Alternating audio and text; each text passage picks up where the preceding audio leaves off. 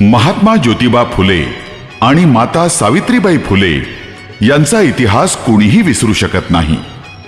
19व्या शतकाच्या पूर्वार्धात जातीभेद, वर्णभेद, धर्मभेद अशा अनेक रोगांनी समाज पोखरला होता.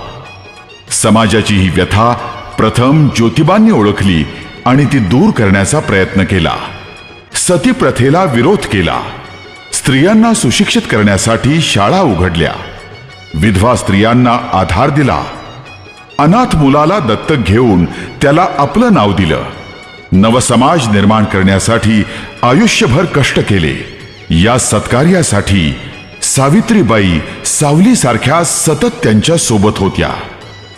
धर्ममार्तंडांच्या विरोधाला न जुमानता सावित्रीबाई स्त्रियांच्या पहिल्या शिक्षिका झाल्या. अनाथांना आधार दिला. अशा